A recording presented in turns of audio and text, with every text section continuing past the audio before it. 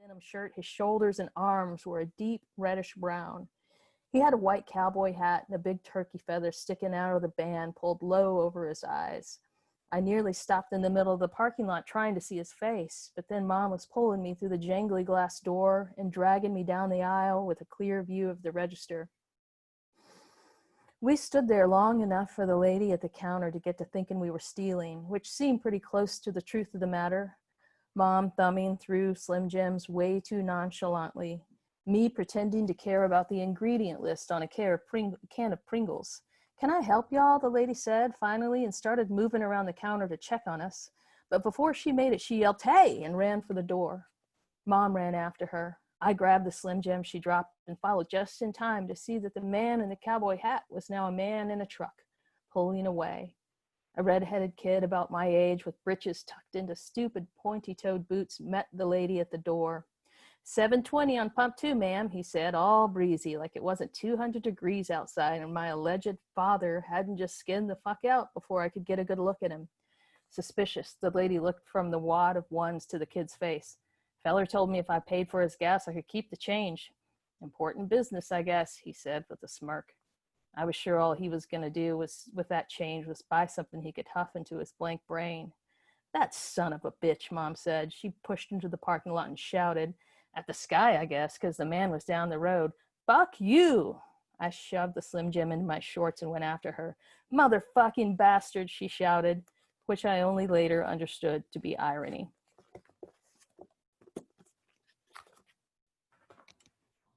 Kelli, thank you. Thank you. Thank you for reading that section, and congratulations. I understand by some unfortunate changes of plans yesterday, this is your first book event for Crooked Hallelujah. So thank you for everyone who's joining us to help Kelli celebrate her debut novel. This is really exciting. Thanks to Greenlight for hosting, of course. So I know we'll talk for about 20 or 30 minutes and then open it up for questions from the audience, and I look forward to moderating those. I know that because the book just came out yesterday, a few of you will have had a chance to read it yet. I will try to dodge any spoilers in my questions, but Kelli, you have permission to mute me or just like make the universal sign okay. if you don't want to talk about something because of the plot or any other reason. I'll just say before we dive into questions as a reader, what a joy it was to read and reread this book. I first met Rini in late 2018. I was just a few months into my job at the Paris Review when Hybrid Vigor, one of the chapters in this book, came across my desk. It was such a magnificent story, ambitious, honest, visceral, and wise. There are some tough, let's be honest, violent passages in that story that were hard to read, and I know they must have been hard to write. But they were true and necessary for the narrative and showed me that the author, that Kelli, was confident and keen-eyed, that she understood the motivation and the desperation of her characters. At the time, I thought it was just a story. Obviously, I was delighted to hear that it was a part of a book and to discover how that book was shaped in my reading. So maybe that's the right place to start our conversation, Kelli. You read, from a chapter, I think it's like the 5th chapter. Do you want to talk a little bit about the structure of your novel? Because it is fairly unique and surprising and complicated. Sure. Yeah. So the story starts with Justine, who is Rini's mom. In that story, we met her. And the book, I think, it's a book of really 4 generations of women, and especially Justine and Rini. But to me, it's Justine's book. Like at its heart, it is Justine's book. And I was writing these stories for a long time, and I had the end well before I had the beginning. And I had a hard time figuring out how to start the book, trying to figure out how to introduce readers to, excuse me, a place and a specific family, very much of that place, and a culture, and especially like this religion that this family is a part of. And finally, I realized that we needed to go back to Justine's origin story when she was 15. And to me, that is really Rini's origin story. Young Rini. I think Rini kind of has two really, but it was Justine's and Reenie's origin story. So the book starts when Justine is a teenager living with her mother and grandmother in the Cherokee Nation, and she gets pregnant. And so the story is structured in, the novel is structured in a series of short stories of related characters and places. Mostly we follow Justine and Reenie, but we also hear from the great-grandmother in a first-person story, for instance, Annie Mae, and we get a lot of Lula, who is Justine's mom. We get a lot of her stories. We don't get first-person Lula, but we do get a lot of Lula. And then we follow Justine and Reenie to Texas, and so we get, once we get to Texas, we get a lot of place stories as well, and so we kind of begin to hear disparate voices as things happen within the nuclear family of Justine and Reenie. That makes sense.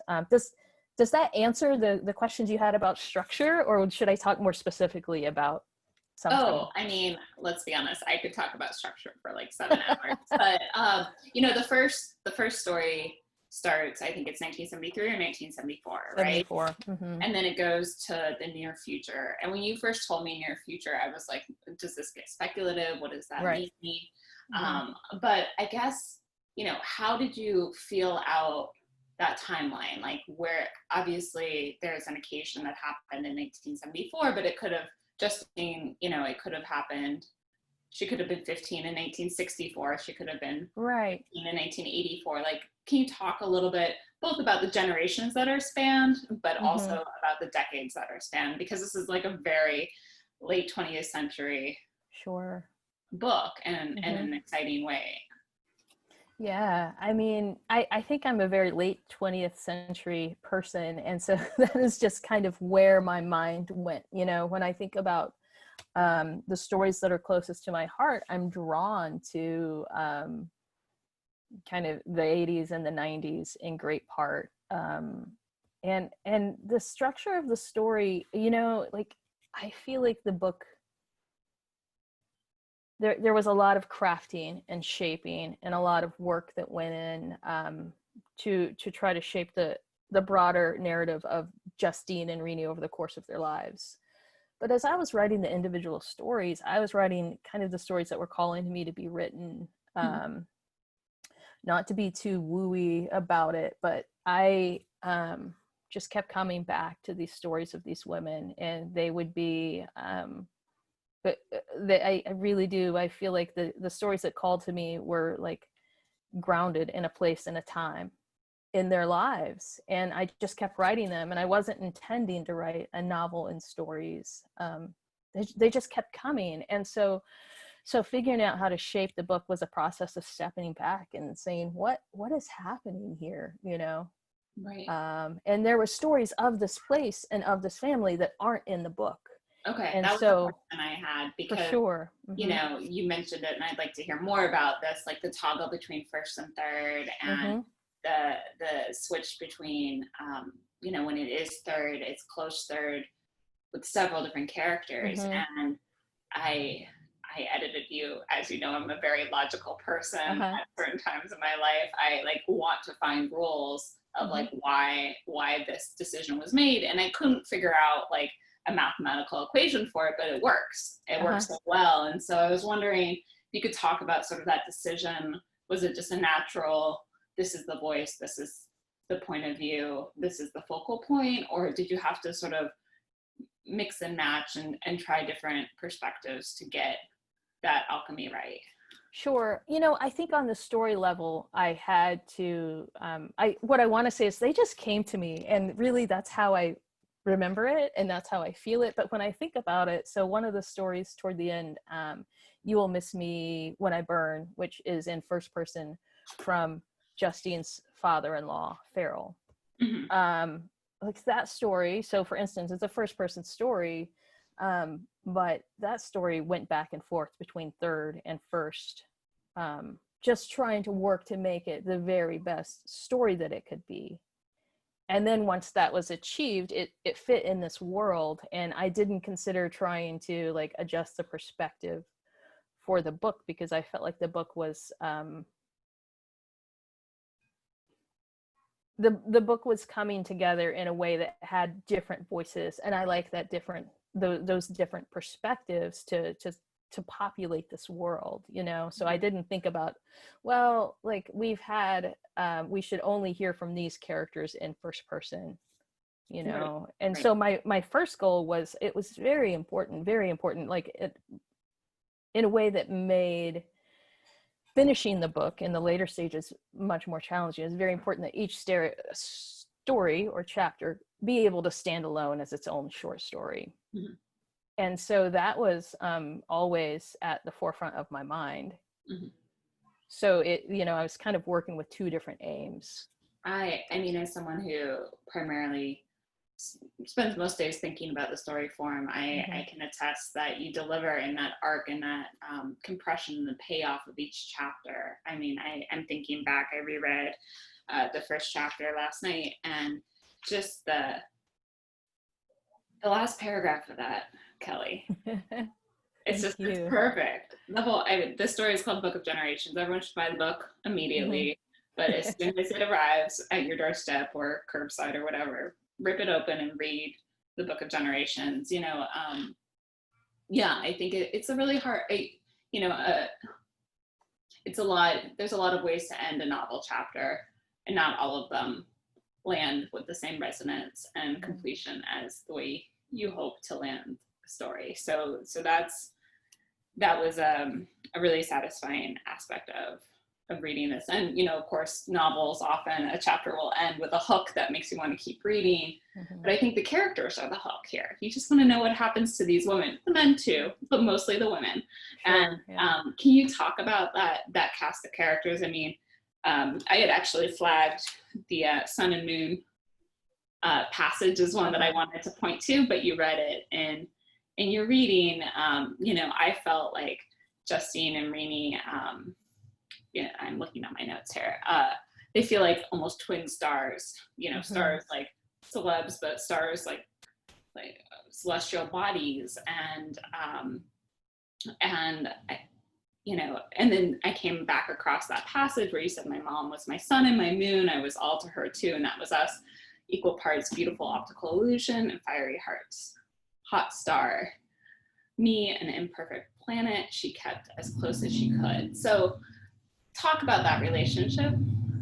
Sure. I mean, that was my drive, just to keep working on the book, was feeling so strongly about these characters and the relationships between the mothers and daughters across the generations.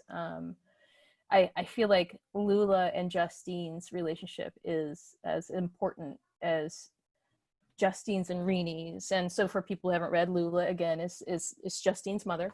I have a family tree. I drew it myself. It's not very helpful. My penmanship's awful. But yeah, there's several generations of moms. Go ahead.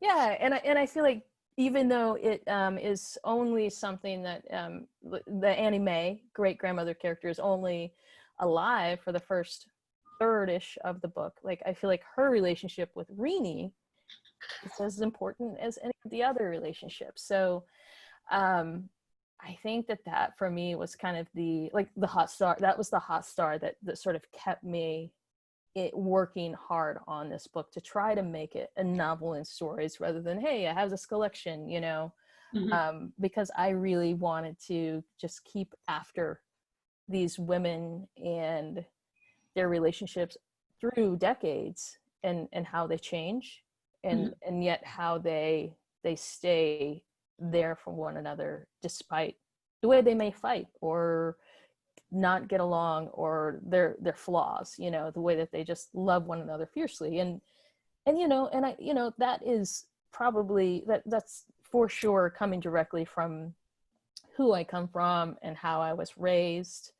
You know, I grew up in a family with 4 generations of strong Cherokee women, and so I think that they have been my inspiration, the women who raised me and sheltered me and protected me and lifted me up for my whole life, you know. And it was just natural that that's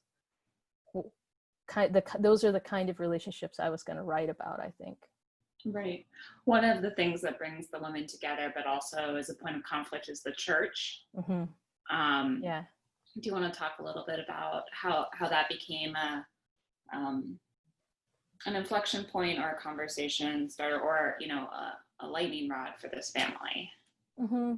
Sure. Yeah. I mean, as I wrote, I think I became more and more interested in the question of belief and faith, and what can happen when you are raised in a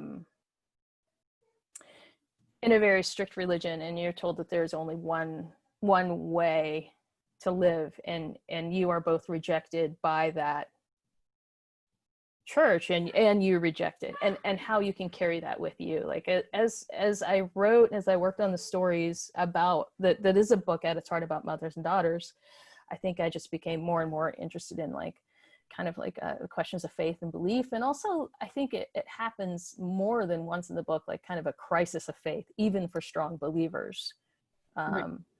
And so I feel like I just continued to mine that over the course of the book. And ultimately that became one of the most important arcs for Justine, was how she carried. It's almost, I feel like this question of faith haunted her throughout her life. And she, could she ever quite get over it? That's something that, is maybe open to interpretation.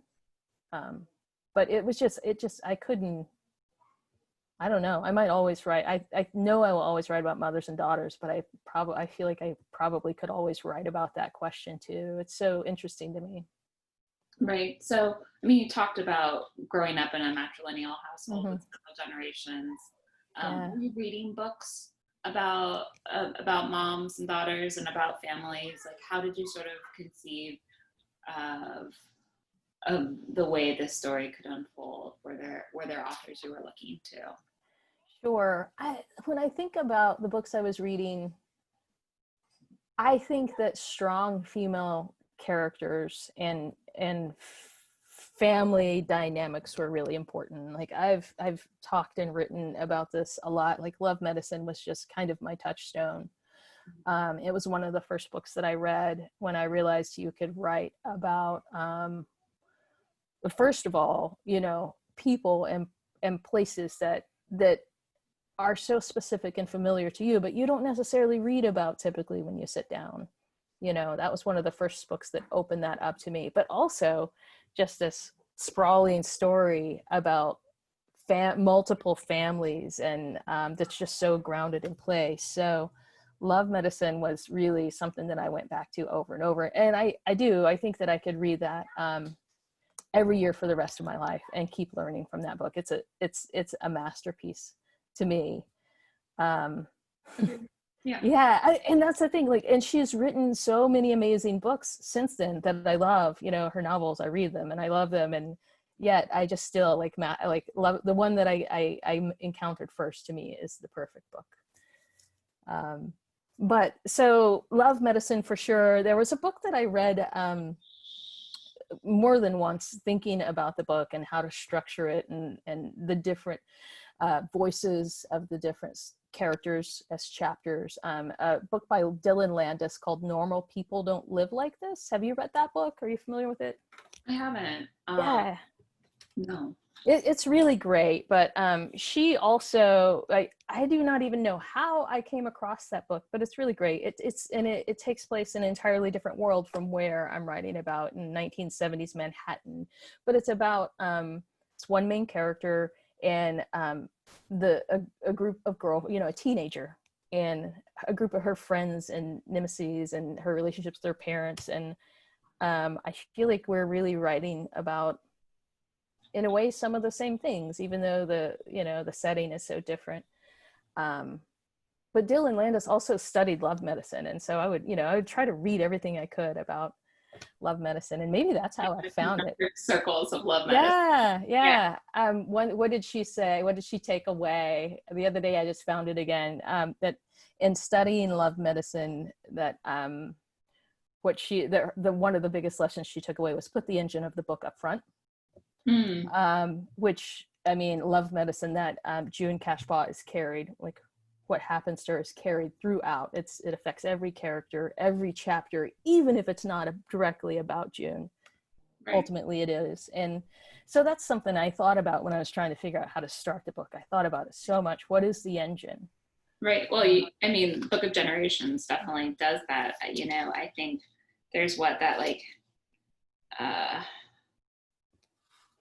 paragraph on page 8 that like talks about you know, her encounter with Russell, and like that sort of that sets the whole book spinning, right? That so mission accomplished. Oh, I'm really grateful to hear you say that, because that was I think that was the hardest part of writing. I worked on that story for years, so I'm really glad that you said that it all came together in that last paragraph, because there's so many different things going on, and it is one that I had never really needed to write a story that served a purpose, if that makes sense. And this story needed to serve several purposes, and so I worked so hard to bring it all together, because I didn't want to lose any of the elements. Like, it would have been a much simpler story to write without the roller coaster, right? Like, if you ditch that roller coaster, like in terms of what's happening and how you can pull it all together, it's much simpler. But to me, that was part of the heart of the story. So right. it took years to get it right. So you mentioned just a second ago, you know, Landa's writing about Manhattan, and you're writing about Cherokee Nation, Texas. Can we tell everyone a little bit about the two places this is set? Because it's really a dual portrait, and I want to hear about both places, but I also want to hear about why they're together.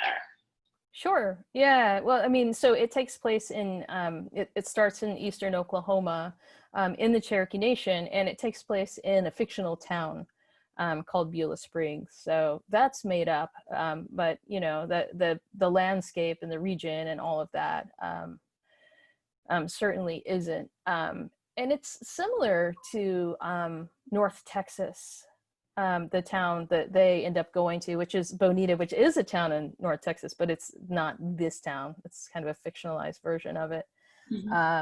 It's similar, and that's how Justine meets Pitch, right?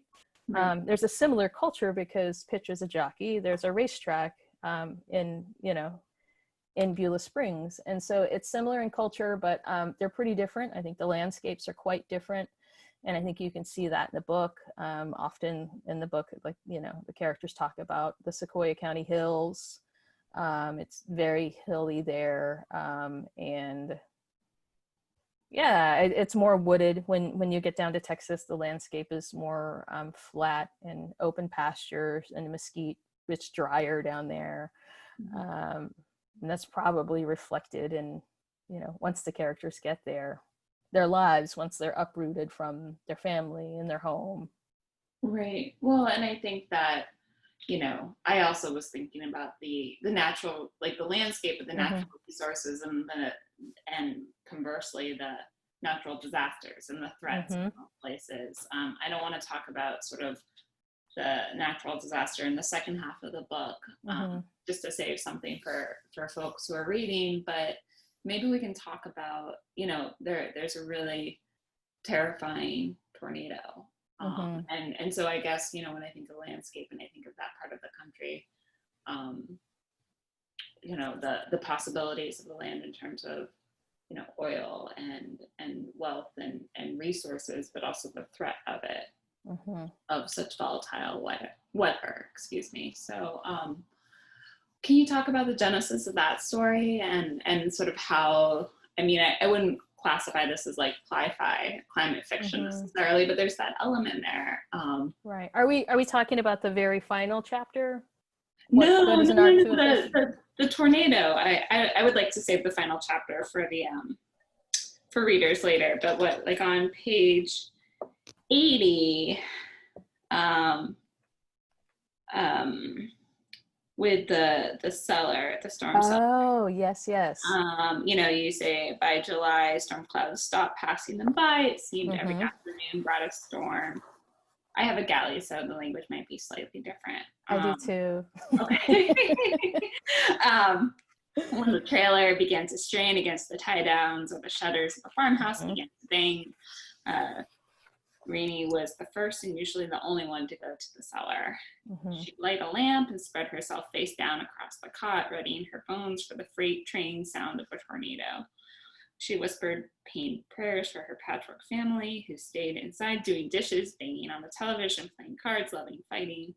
She wouldn't creep up the narrow stairway and lean her shoulder into the door until she was certain the storm had calmed. So, you know, for me, place is also that.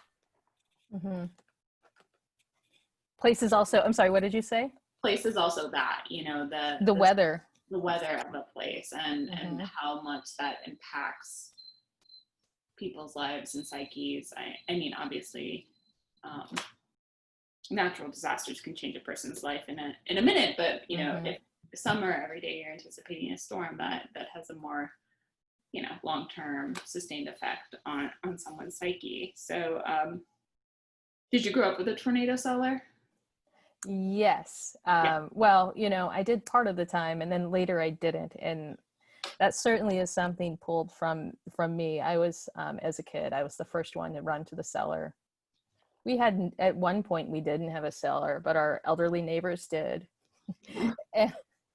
And our elderly neighbors caught me. Well, he didn't catch me. He didn't care, but he came down to get something that they had their like canned vegetables and stuff lying in the cellar. Came down to get something. And there I sat, like, hi, you know. So, I mean, that's pulled from my own childhood anxieties growing up in Tornado Alley. Some people handle it differently. Some people are fine. And I was a person who's just like, it's thundering a little. I'll be in the cellar. I love you. I hope we meet again. Yeah. See you in 6 hours, 6 days. Oh boy. You know, and then the other part of these places is, you know, not just the flora, but the fauna. You know, Pitch is a jockey and rides horses, but there's so many, you know, minor and major characters in different animals here. Did that come naturally? Were you trying to, you know, I feel like in the first chapter, you know, there's a cottonmouth, and the next one there's a dog, of course. There's a very, very sweet mule in Rosalie. How was that? Did that come naturally, or were you sort of trying to establish the? How did that come around? I mean, it came naturally. You know, as a kid, I was an only child who grew up in the country, and so summer days I might be hanging out with a friend, or I might be like kicking it all day, going fishing with my dog, or a couple of dogs trailing after, just take off. And apparently Mom later told me that she would sneak down to the creek where I was to watch me and make sure I was fine, but I thought that I was on my own. Right. But so I think it came naturally, but I also think, you know, you see Renee over the course of her life, and you know, an early, like in the story or chapter we just talked about, she has the dog Hesty, and she's an only child, and so these animals are kind of her sense of connection later, even when she's married and with the mule. That is her sense of connection. She doesn't really connect with the people she works with. She and her husband don't really connect much anymore. And she connects with Pitch, but in that story she's not talking to her mom much, and so I think you just get this like supreme loneliness in Renee, because that's when everything kind of starts to go to hell, because she and her mom, I mean, as we talked about with the sun and the moon, you know, so when they are even somewhat estranged, things are off and not right. So I think that the animals in this case really do, you see maybe Renee's isolation, but also her connection to the natural world. Yeah. I think my dog knows we're talking about animals. Oh yeah. He's like snorting in the corner. Sorry about that. So we have a few more minutes before I switch over to questions from the audience. That please do use that Q&A function. I would be remiss if I didn't mention that Crooked Hallelujah got a beautiful review in the Times last week, and the critic Dwight Garner pointed out that, you know, he called the book more than promising, but one of the things he led with was that you summon details of minimum wage life without cluttering your spare sentences, which is why your details resonate so profoundly. So I had a craft question about that, which is like, how did you arrive at that cadence? Has that always sort of been that I wouldn't call it minimalism, but there is a restraint that's just a joy to read. And do you come by that naturally, or is there a lot of editing? How did you land on the rhythm? I rewrite the sentences over and over so many times. And I hope to write another book, and I hope to write it much faster, but I hope that my process doesn't change on the sentence level. Like every day, like I start retyping.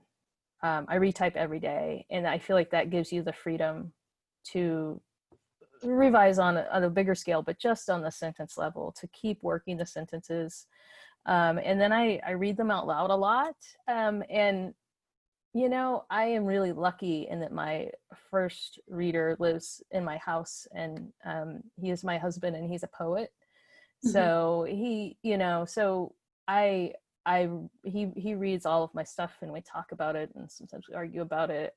But I think that he has a really good ear for what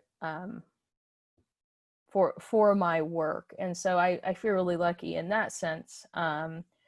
And yeah, so I don't think it's interesting to hear my sentences described as spare, and I know sometimes they are, but I feel like as I have gone along, I've gotten like into sort of like I have to like rein the sentences in, because I feel like they're getting more elaborate, and so that's allowed. I mean, yeah. You don't always have to be spare, but I think that, you know, what is on the page is just so striking. Mm-hmm. And the descriptions, you know, are never wrote what the summer of wood grain contact paper. When everyone gets to that, I hope they enjoy it as much as I did. Thank you. Yeah, man, contact paper. That makes a lot of sense.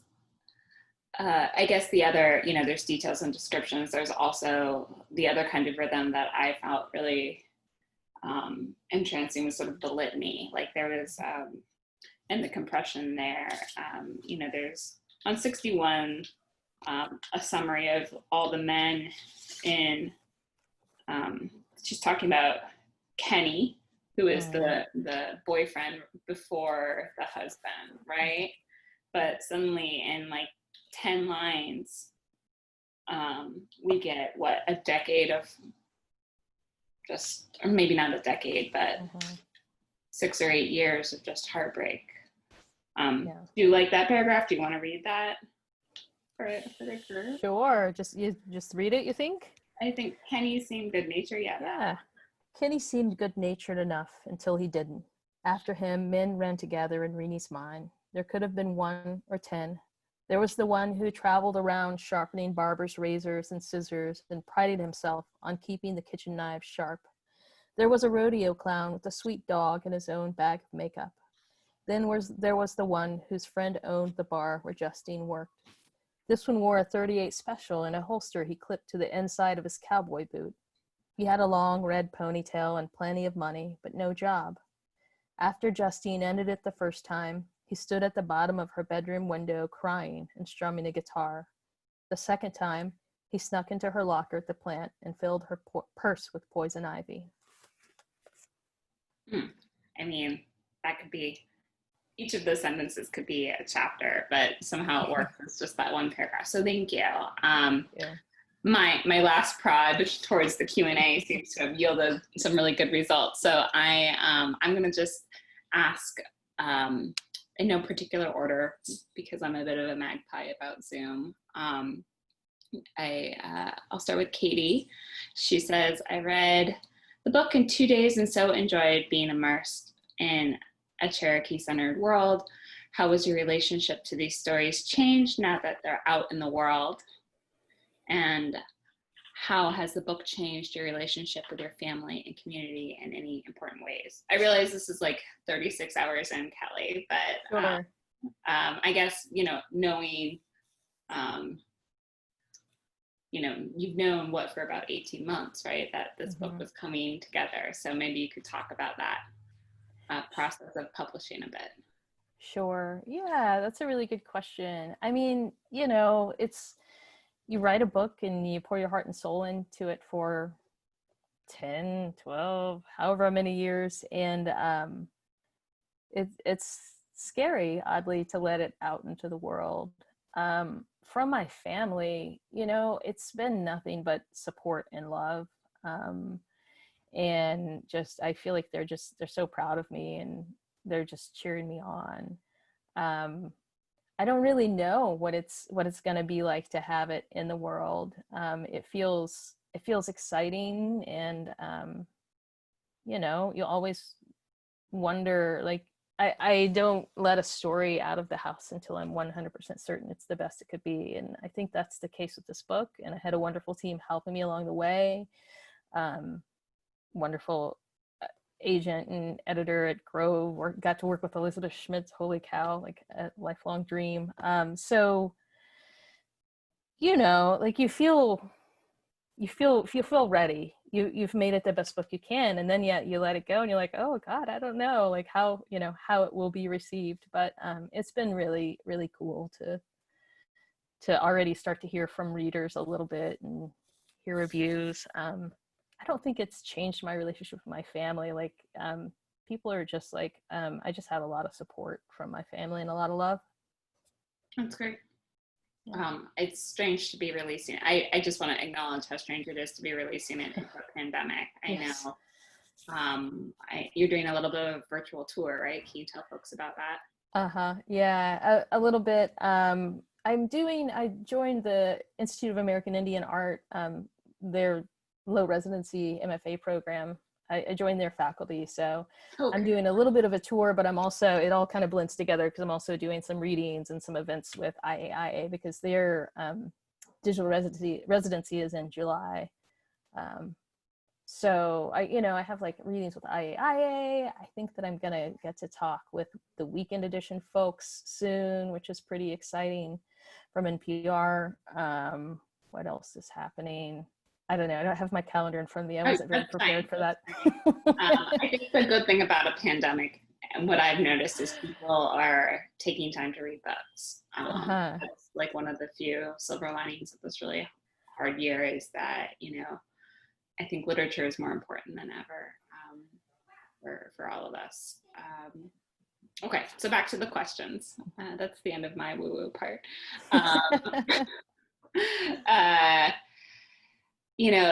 we touched on this just briefly. You said, 12 years or so, but Leslie Ann is wondering, how did you keep your storyline going, since you said it took so long to write this book? What kept you striving? Like, it was the relationship, you said, between this mother and daughter, but were there other things that just kept you going along the way? I worked on it for many years, but there were times when I wasn't even writing. The earliest story that's in the book is the story called Bonita, that's in the last third of the book. Mm-hmm. And like, so in between writing Bonita and other stories, I didn't write anything for like a year, and that was just me listening to, I left grad school feeling a little unsure about writing and how to even approach it, oddly, and I just stepped away, and then I just always came back. There were times, I'm sure, that I doubted, like, oh, am I going to keep writing? I'm not writing right now. But it just seemed clear that that's what I was going to do, even if it wasn't what I was going to do in that moment. So some kind of internal push to tell these stories, and then to understand what the larger story was, and a lot of help on the way. I have an extraordinarily patient and kind agent who encouraged me and pushed me, and Adam's just really great. So I definitely had help. Yeah. Uh-huh. That's great.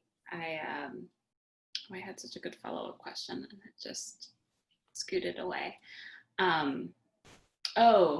Are you still an episodic writer, or has your writing practice evolved since then? What does it look like now? You know, Emily, to tell you the truth, I'm trying to figure out what my writing process looks like now. In the pandemic, it's rough. But even as a mom, you know, we have a little girl, and she's wonderful. But how I used to write is pre-kid. I might not write for a while, and then I just catch fire, and I just sit on whatever, you know, crappy futon we might have had at the time, and till my legs go numb, and I might write for 3 days off, you know what I mean? Come Yeah. up for air, obviously, but I just like go in, and that doesn't work when you have a kid. So I'm trying to learn how to write in a more sort of slow and steady, like piece by piece way. And I think I'm still trying to figure out my relationship to the practice. You know, there are times when I can get up at 4:30, and if I have caught fire, I can do those early morning hour or two. It's not really working during the pandemic, but I don't think anything really works during the pandemic.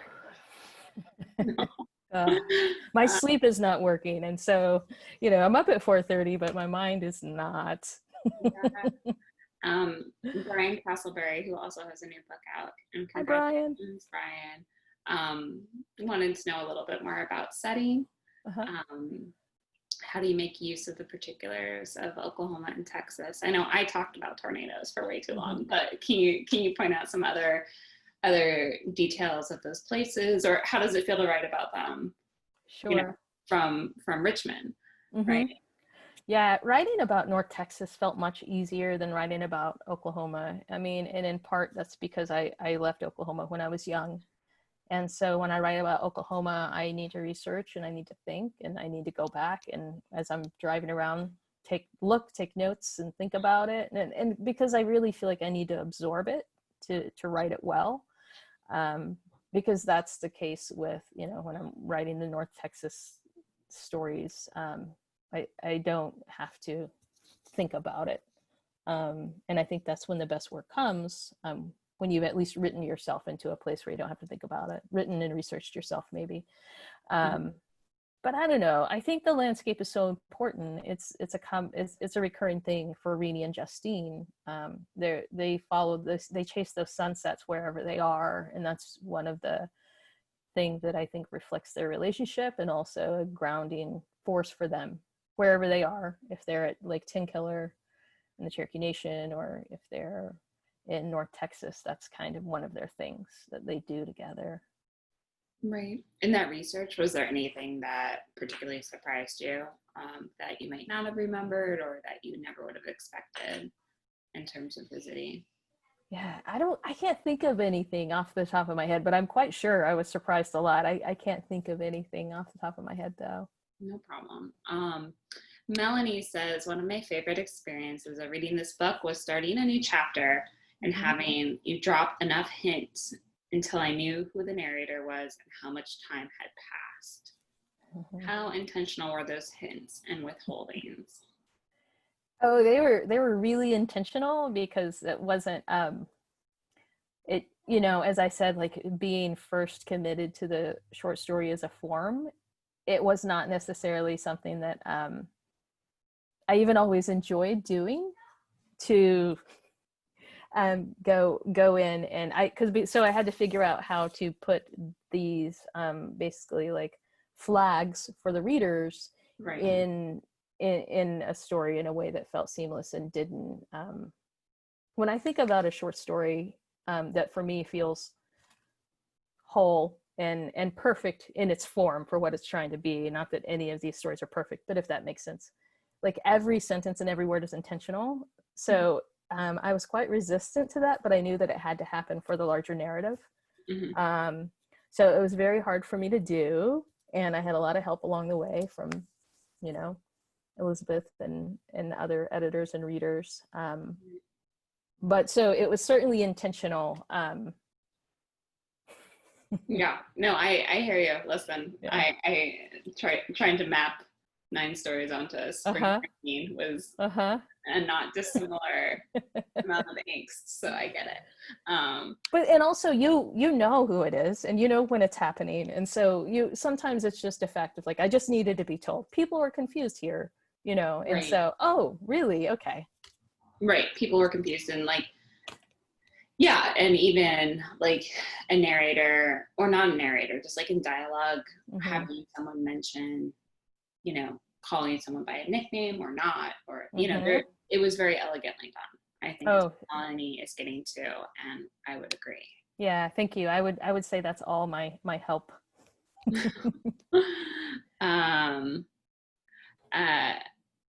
Let's see. This is a long one. So I think a lot of people have already read your book, which is exciting. Gabriella is asking, how did you balance the different cultural backgrounds within your characters, and how much would you say these cultural backgrounds interacted with the settings of the novel? I loved and related to you talking about the politics of looking more Hispanic than Native American, and I'm curious about how this changes from one landscape to another, Texas versus Oklahoma, for instance, as well as how much you thought about the characters interacting with different identities. She has not read the whole book yet, she says, but she's excited to do so. You know, and I think that's interesting. We didn't talk about it, and like I said, I have questions for hours, but you know, there is an interesting conversation between, it's a mixed family. You know, there's Pitch is white. His parents really take, you know, she's the other grandma, right? At a certain point, and so she's got a white grandma and a Native American grandma. So can you talk a little bit about that? Yeah, sure. I think that a lot of what, you know, so when Renee is with her family in Texas, they are watching Westerns all the time, you know, and in a way, like for that character, those Westerns become like a connection to back home, even though, you know, obviously we know now those Westerns are almost all incredibly problematic, their treatment of, you know, Native people and characters. And but when we see Renee, she like the first time we see her in Texas, she's staring back across the Red River, like looking for home. So I think that you see that when she's with her grandmother in Texas with Nina, but then you also see not just, I think, the like Native, like the Cherokee and white cultural differences, but you also see like the religion of her family back in Oklahoma with Nina, because I know she says that, you know, Nina like curses and she smokes and she cuts her hair, you know, so she's just like encountering all of this stuff for kind of the first time. And so she's just running up against like different cultures and in a variety of ways. Yeah, I don't know. I feel like we could talk about that for hours, but I'm not really sure how to bite it and chew it off. Did you want to, I know Gabriella asked specifically about looking more Hispanic and being in a space where that was an interplay. Do you want to touch on that, or that line, how that came around?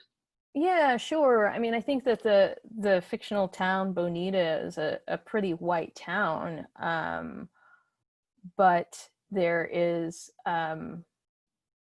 there are Mexican Americans there, and I think that maybe like a different part of society, mostly from the culture that Renee is dropped into. And so that line is just you know, it's a matter of context. In Texas, if she's a brown person, then you must be Mexican, you know. And I don't really know like how that plays out in different ways in the book. Is, you know, it's just like context of where you are, you know. And she's displaced. Yeah. You know. One of my colleagues from the magazine, Mona, is wondering was there any particular chapter that was more challenging than the others? I know you said you worked on that first chapter forever. And now that the book is a whole, do you have a particular spot that you feel most connected to? That first chapter was probably the hardest, and I worked on it the longest, for reasons that we talked about. Another challenging one was the one that I just read from with Kinney, because that one was one that was really, for a lot of its life, more lyrical and less plot heavy. And I really liked it, but in order to be in the book, it needed to be doing more than just sort of like a nice atmospheric piece.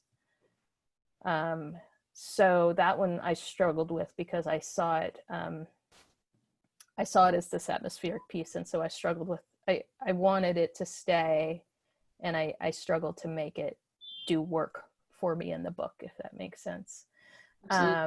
Yeah, and what I feel most connected with, the last paragraph in the first chapter, that one, that feels like that just that one is pretty close to my heart for sure. And I think that when later in the book, when Justine goes back to see Lula in the hospital, that one is also pretty close to my heart. The moments that they share, because they've had a pretty combative and rough relationship. And then the very last scene, I really like. I won't say much more about it, but I just like, because of how I feel for these characters, like having them in a scene together. I don't know what I can say, but I like the last scene too. Yeah, let's not say anything else. Yeah. Okay. I know that Katie's going to come back in just a second to close us out. Thank you again, Kelli. There's more questions than we can get to, but I think that Aya's question is a nice one to end on. What's the most, several, so grab what you want, Kelli. What's the most exciting reaction you've gotten from readers? What are your hopes for books and writing in the years to come? Sure. So a couple of, I think that, I can't remember if it was in galley form or what, but my mom, I know, read the first chapter to her sisters who, and I said I grew up in a family of powerful Cherokee women who kind of guided me and protected me and was pretty much in awe of my whole life. And so she read the first chapter to them, and I wasn't there. I would have probably ran and hid somewhere if I had been, but the cellar. Cellar, that's my thing. But hearing that they read it and appreciated it and felt moved by it, like I feel like the best thing that I could hope for is if people from where I'm from read it and it feels real and true in terms of the place and the kind of people I'm writing about, then that is my highest goal. I feel a little choked up. And then what was the other thing we were gonna finish with? She was just wondering, again, you're on day 2 of this book, so you don't need to worry about what the future is for your writing, but she was wondering about, where you hope to go next with your work.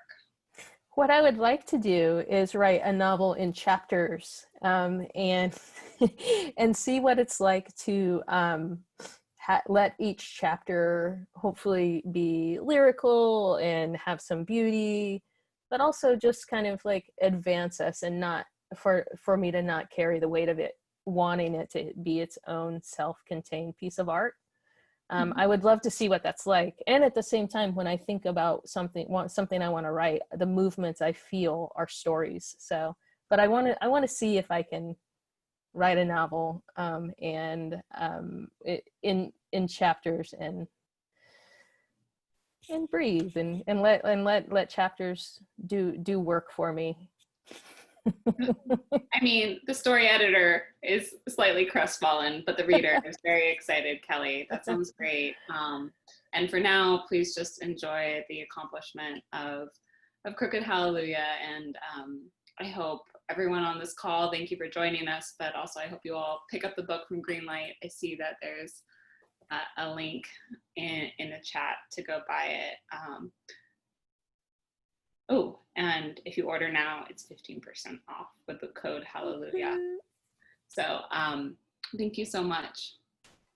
Thank you, Emily. It's been so good talking to you. I hope to meet you at a dive bar in Richmond or elsewhere one day before too long. Let's get through this thing. And yeah. I'd love that. Yeah. Congratulations again. I really appreciate it. Thank you. And thanks to everyone for coming and joining us. And thanks to Katie and everyone at Greenlight too. Thanks so much to you both for that wonderful discussion. And if any of you missed any of the event or just want to watch it again, the recording may be posted on our website and other channels, so please keep an eye out for that. And as mentioned, don't forget to purchase your copy of Crooked Hallelujah at greenlightbookstore.com and use that code in the chat, Hallelujah, before July 22nd for 15% off. So thanks so much to you both, and thanks to everyone for joining us. Have a great night. Bye-bye. Take care. Bye, everybody. Thank you. Bye.